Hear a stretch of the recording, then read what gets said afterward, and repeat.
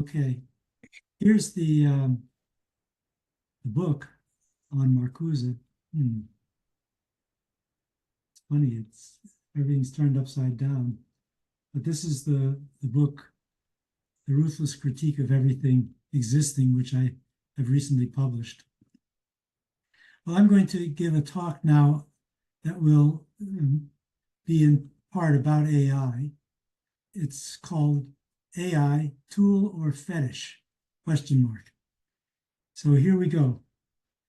The fascination with automation goes back to the 18th century. Jacques de Vaucanson created a mechanical duck in 1764 that appeared to eat and defecate like the real thing. Soon after, the mechanical Turk appeared, a device with a chess-playing robot. Unlike Vaucanson's duck, the Turk was a fake. There was a person inside the machine. But the fascination with automation that made the Turk famous was real.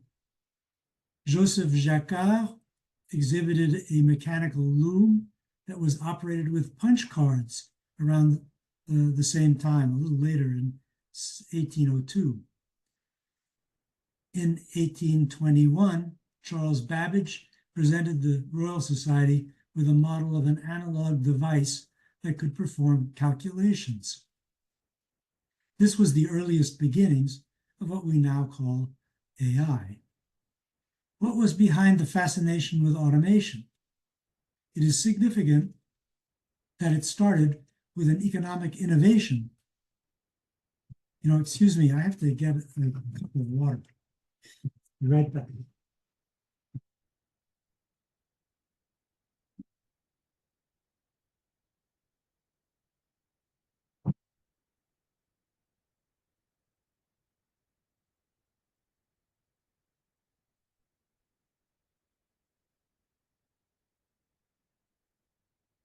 Sorry, I should have done that earlier. So the question is, what was behind the fascination with automation?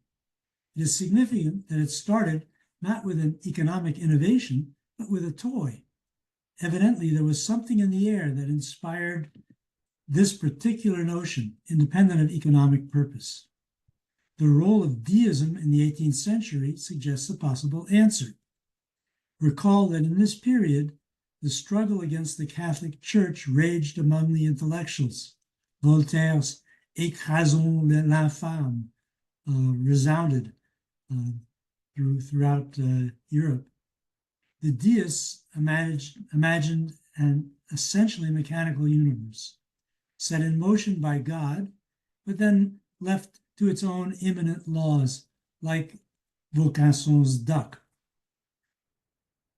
When Laplace was asked by Napoleon where God entered into his cosmological speculations, he replied, "Sire, je n'avais pas besoin de cette hypothèse-là." I did not need that hypothesis. Science in this period was closely associated with universal rationalism. Georg Lukács proposed a sociological explanation for this 18th century rationalism.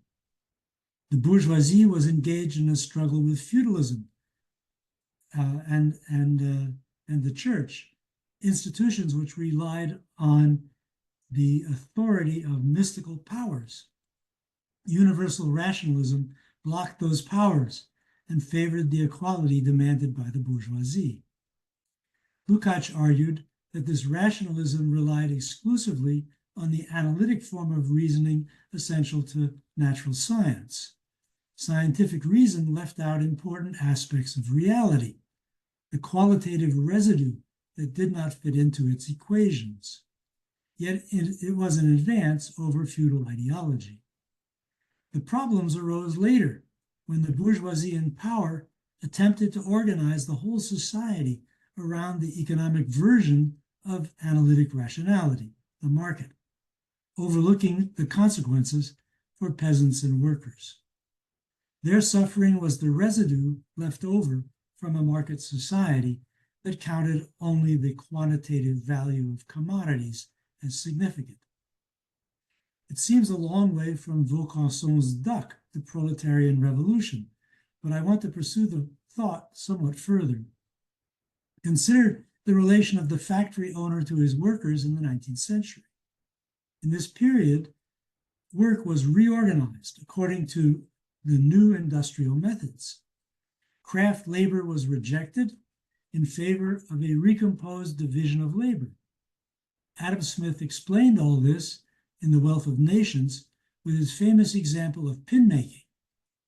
Instead of the worker making the whole pin as in the past, now several workers each did a portion of the pin more efficiently. This is the template for the Industrial Revolution. It has been celebrated as the foundation of our prosperity, but it has a darker side. Here is Andrew Ure, the first, he called himself a philosopher of manufactures in 1837. I'll quote his remarkable passage from his book. By the infirmity of human nature, it happens that the more skillful the workman, the more self-willed and intractable he is apt to become, and of course, the less fit a component of a mechanical system in which, by occasional irregularities, he may do great damage to the whole. The grand object, therefore, of the modern manufacturer is, through the union of capital and science, to reduce the task of his workpeople to the exercise of vigilance and dexterity. End quote. Unlike Vaucanson's duck and Laplace's cosmos, the mechanical system of industry requires management, capital and science, to ensure that the job is done right. But the ultimate goal is still the same, to set the automated system free to follow its own immanent laws. Getting rid of self-willed and intractable craftsmen and replacing them with unskilled women and children is only a step on the way toward total control. It seems that the goal has finally been achieved with AI. We are promised an automated system that will eliminate the need for human beings altogether. Indeed, AI has made us technologically obsolescent. This is the ideology of the moment, the particular hype exciting journalists and venture capitalists, until the next big thing takes over. And as usual, extrapolations from the currently available systems seem just around the corner. The AI mystique simply repeats the many earlier attempts to eliminate the human element. The first photographs were treated as, quote, the pencil of nature by one of the early pioneers. But it soon became clear that nature needed a good deal of human help before a useful image could be produced. No photographer expects the camera to do all the work. Proof sheets used to be studied carefully for the choice of the best image. Now we do it on our computer, and it is not unusual to have thousands of images thrown away for every successful one. David Noble documented another very different attempt to eliminate the human element. Machine tools were one of the last of the industrial crafts. The production of a new tool required skills that would certainly have troubled Andrew Ure. In the 1970s, a way was found to record the operations of the craftsman so that his movements could be transposed to several different machines. Yet this innovation was rejected by the industry in favor of a still unproven computerized system that would eliminate the craft workers entirely by enabling engineers to directly program fully automated equipment. According to Noble, management was so obsessed with carrying out Ure's program, it wasted years waiting for the computerized systems to work. And then, in the end, it still required craftsmen to deal with the complexities of the actual work. The fantasy of the totally automated factory, cleansed of human effort and obstreperous workmen, replaced the innocent dreams of earlier times. As Noble puts it, quote, thus did the capitalist mentality appropriate the primitive enchantment with automation and turn it to practical and pecuniary ends. where it now fuels fantasies not of automatic birds and musicians, but of automatic factories, end quote. The moral of these stories applies to AI. Of course, there will be significant changes in many professions. Translators, for example, will no longer produce a first draft, but will work to improve an automated version. But there will still be translators for most jobs where accuracy matters. This despite the AI hype. Everyone who works seriously with these systems discovers that they need human help, but the mystique of the technology still prevails in many places. I know a translator who lost a job to AI. When the product was published, she was shocked by the number of mistakes and errors. She informed her former client, but how could a human do better than a machine? What about creative work? Artists are already using AI to produce images. But as with photography, selection will be essential where creativity is involved. What will be lost to AI will be applications that do not require creativity or precision. For example, filmmakers blocking out sketches of scenes might use AI instead of an illustrator. Meanwhile, the fetishism of technology will continue to play a role and will create a whole new category of problems. Consider, for example, the huge scandal rocking the British postal system. Faulty software caused hundreds of postmasters to be accused of stealing. The people at the top pursued them in court, even after it became clear that the software was defective. Lives were ruined because the computer doesn't lie. You can imagine that this will also have consequences for AI. No doubt the systems will improve, but there is a fundamental difference between their output, however good it may be in the future, and what humans do. If you watch a small child on the playground, you will notice that most of his actions are essentially mechanical. Yet it is clear that something is happening to the child that goes beyond the mechanical performances in which it is engaged. We call it learning or skill, and it literally produces the person the child becomes. Gilbert Simondon calls this individuation, the process in which the potentialities of the person are actualized. This is what makes us different from our machines, including AI. According to Simondon, the individual is not independent of the world, but arises from a process of differentiation in a pre-individual medium that splits into individual and milieu. Simondon illustrates this process with the formation of crystals through the disturbance of a supersaturated solution. A single speck of dust can initiate the process, which is then transmitted throughout the metastable liquid until the entire solute precipitates out. The process, which Simondon calls transduction, depends on the introduction of an external element, which he calls information. The theory of individuation is intended to replace Aristotle's hylomorphic scheme. The Aristotelian substance or thing is constituted by the relation of matter and form. For example, the architect's plan, the form, is realized in the building materials, the matter. Each substance has its foundation in itself and relates only accidentally to the environment. Wind and rain affect the house superficially, but its essence remains untouched. The developmental dynamic of substance comes from within, according to Aristotle. It is inherent in the thing itself. The oak slumbers as potential in the acorn. Aristotle accounts for development by positing a metaphysical essence within the substance. By contrast, Simondon's pre-individual offers a more plausible notion of potential, arising from internal tensions within the individual and between it and its milieu.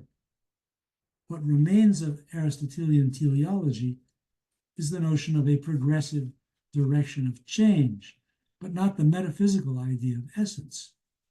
Interpreted in this way, Simondon's theory has wide application. Human beings belong to an environmental niche that includes a culture. That system, the system of the human being and the environment, like the saturated solution in Simondon's example, contains a pre-individual potentiality that is fraught with tension. This is a dynamic system which is not exhausted by any final resolution, unlike the solution, Simondon's crystallized solution. Its permanent tension is the basis for its evolution toward higher levels of integration. The equivalent of a speck of dust in crystallization would be the innovation that reconfigures the elements of the system, revealing new possibilities. The notion of individuation explains how particular actions that engage with the environment are resolved into a higher state of being.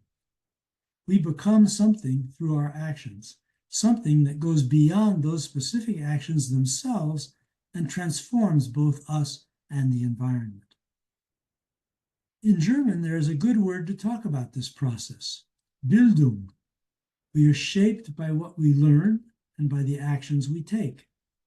It is this which enables us to move beyond those actions, to innovate and create, precisely what AI can't do, any more than a camera creates with its lens.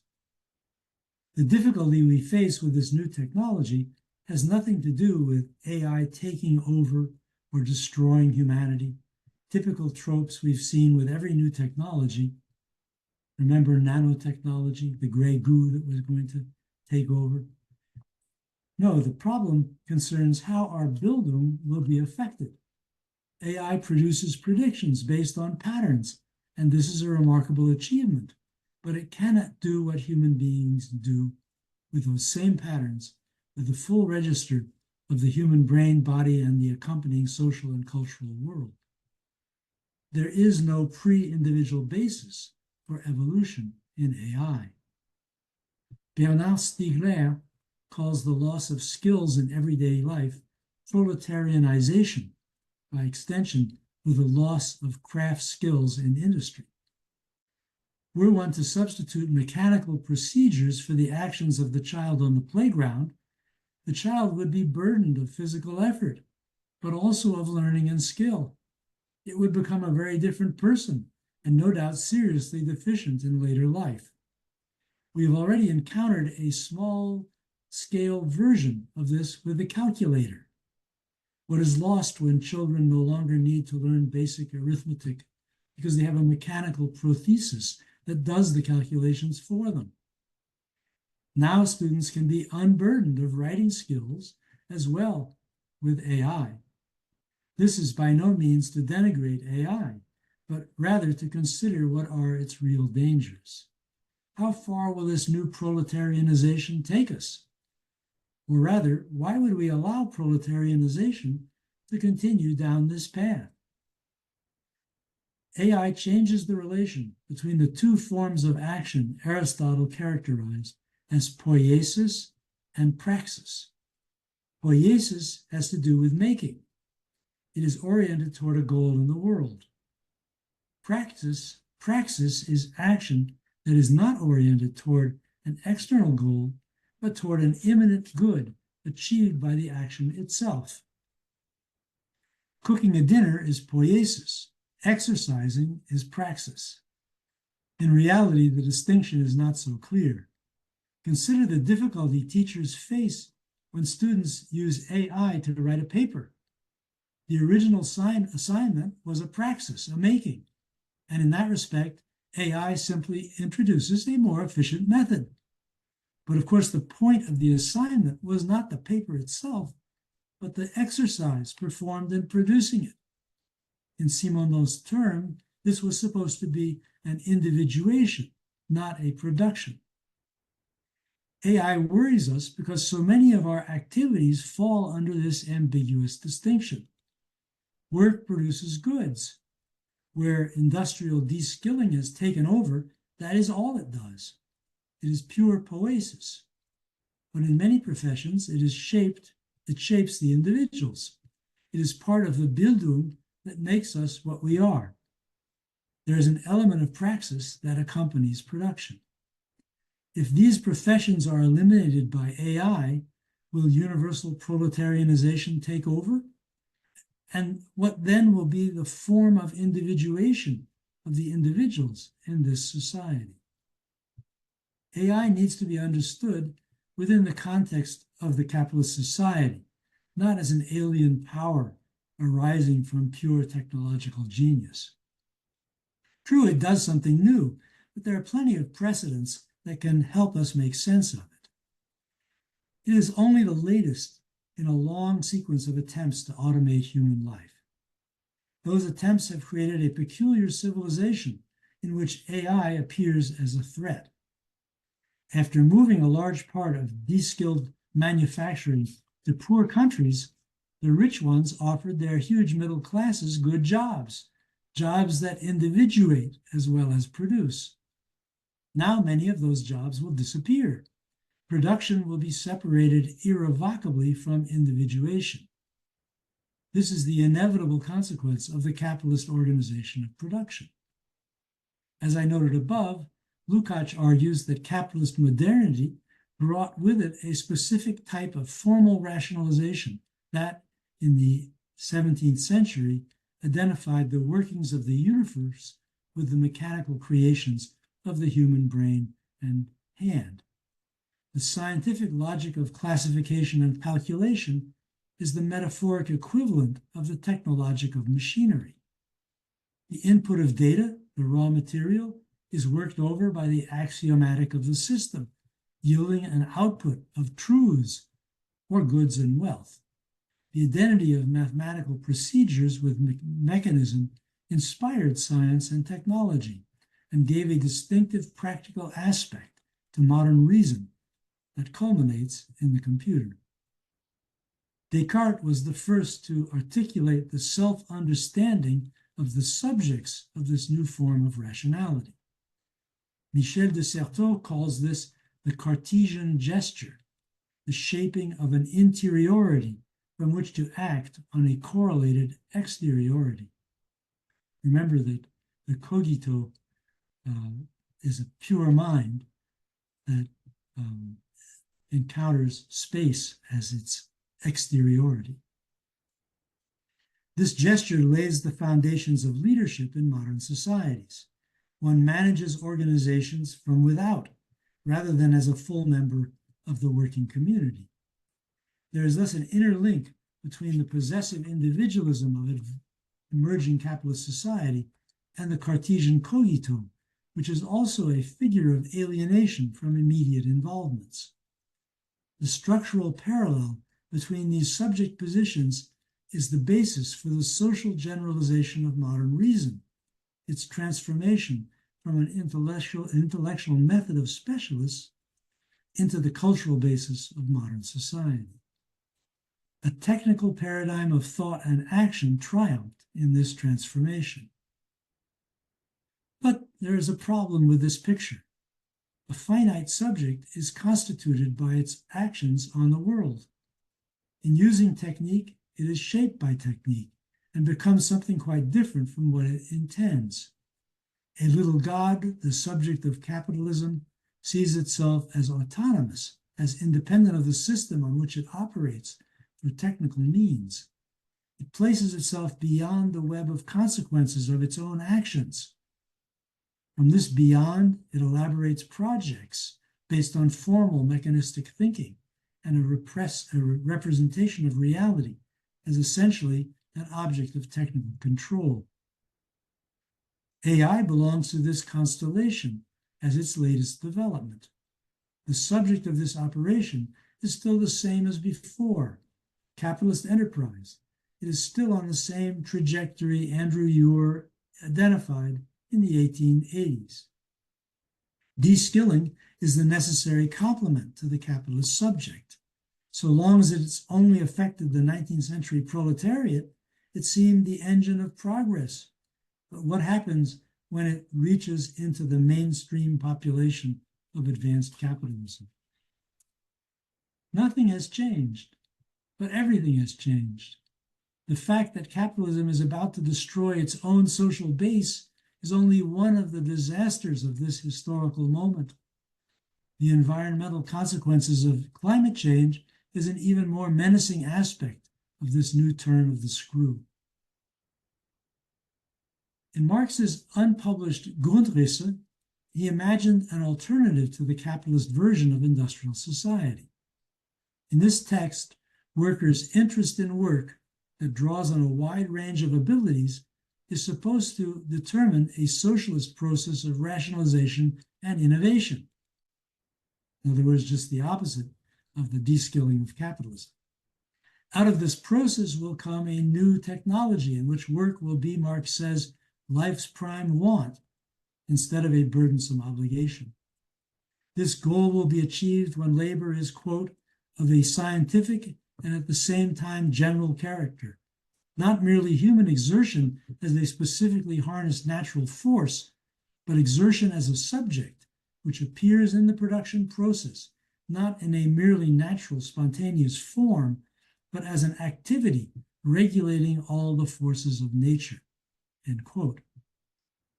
I want to consider Marx's remarkable project at length to imagine a social context in which AI would be an ordinary useful technology rather than a bogeyman.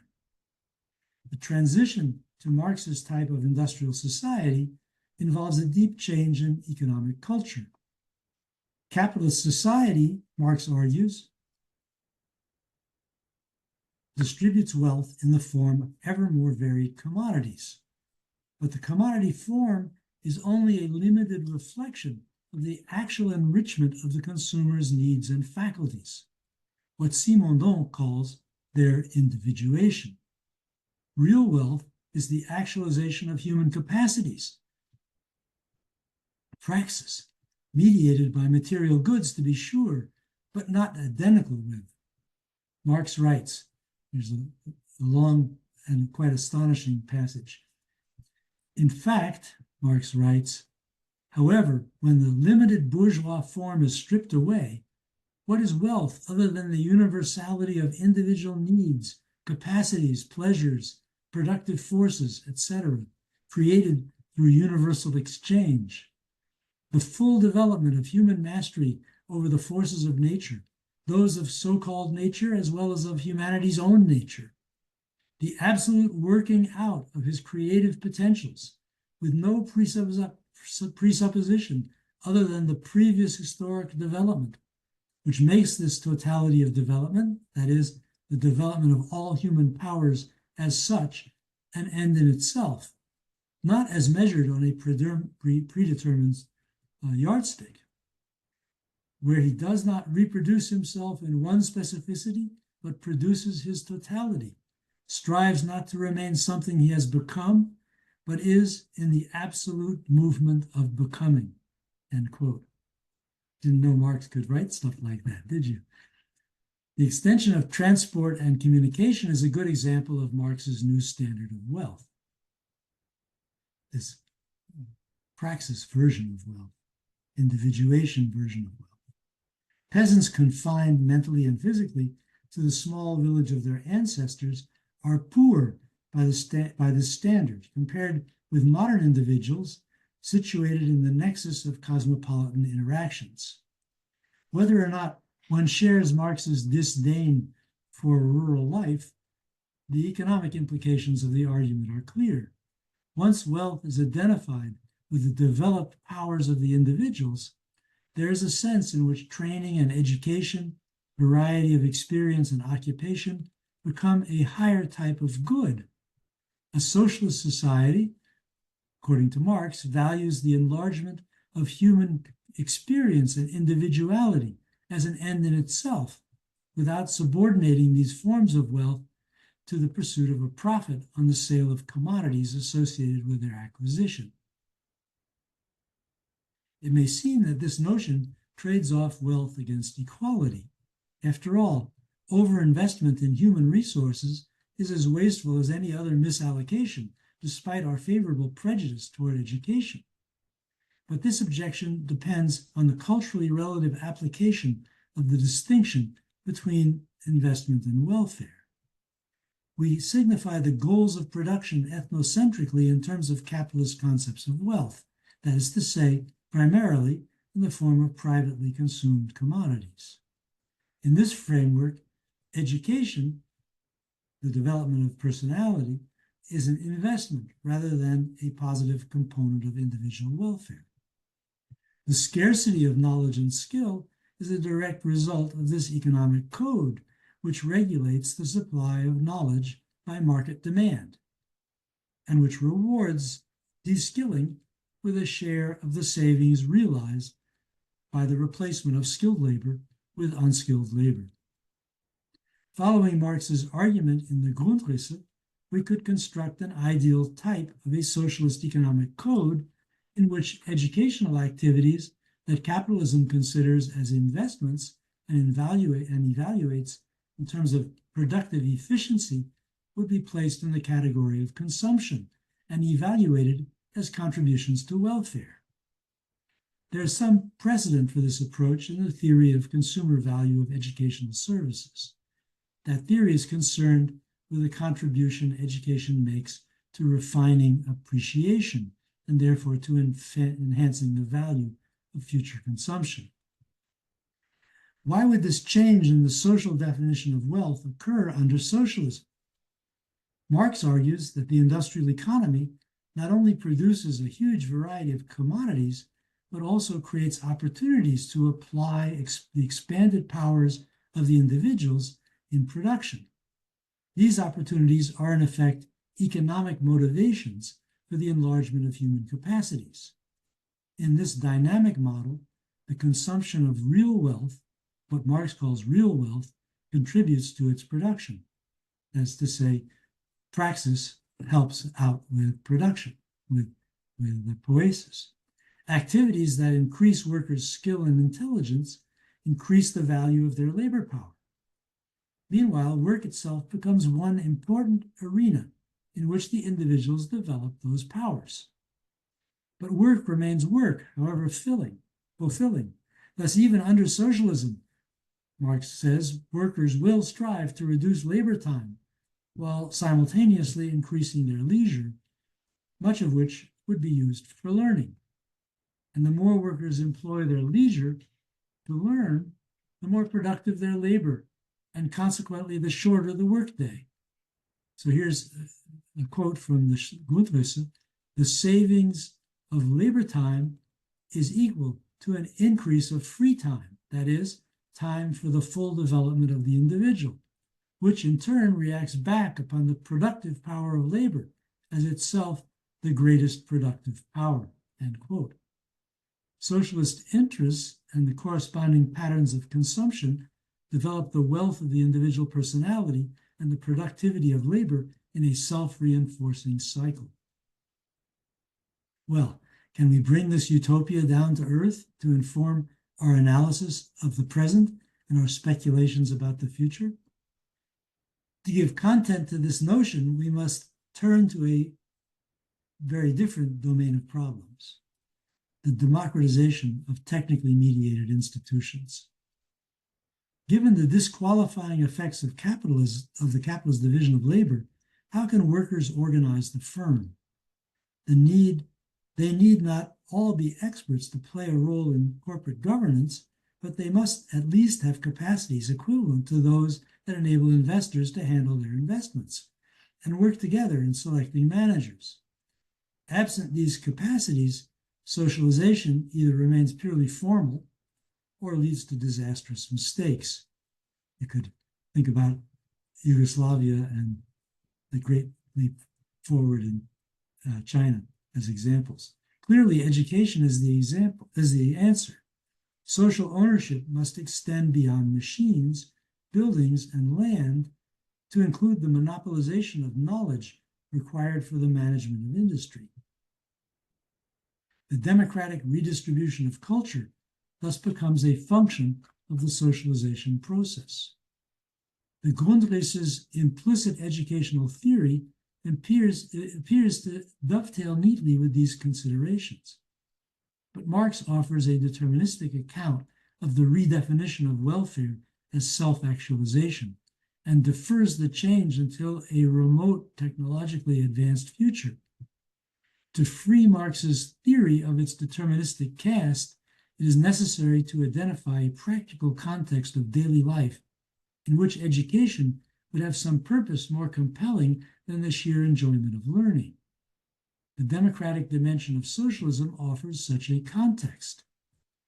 But even though low skill levels would be associated with the inherited labor process for a long time, the local politics of self-management on workplaces and in communities would provide a scene for the application of broadened cultural capacities.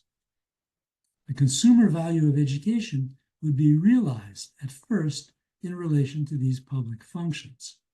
Education would pay off there, if not economically, at least in terms of increased influence and better outcomes. The scope and importance of education would broaden accordingly, and in this context, the acquisition of knowledge and skill would no longer appear as a subtraction from individual welfare, but as a component of it. Education would be uncoupled from society's economic needs and from individuals' investment strategies. It would become the driving force in social and technological change. Industrial society would bootstrap out of deskilling to a condition in which more and more individuals possess the cultural qualifications corresponding to their social responsibilities. Eventually, educational advance would make possible a leap to a higher level of labor productivity. The initial overinvestment in education would lead to the introduction of new technologies adapted to a highly educated workforce. Not technology, but democratic social change would lead the transitional process, with technological progress an outcome rather than a cause of the establishment of new social relations. The socialization of culture, which I've just outlined, defines a possible trajectory of development toward a new form of industrial civilization in which cultural competence and social responsibility are much more widely distributed than in today's world. In such a world, deskilling would be erased by new forms of labor, and AI would not be a threat. Of all Marx's utopian ideas, this one seems to me the most interesting and fruitful. Here the economic circle is squared by the creation of an industrial perpetual mobile.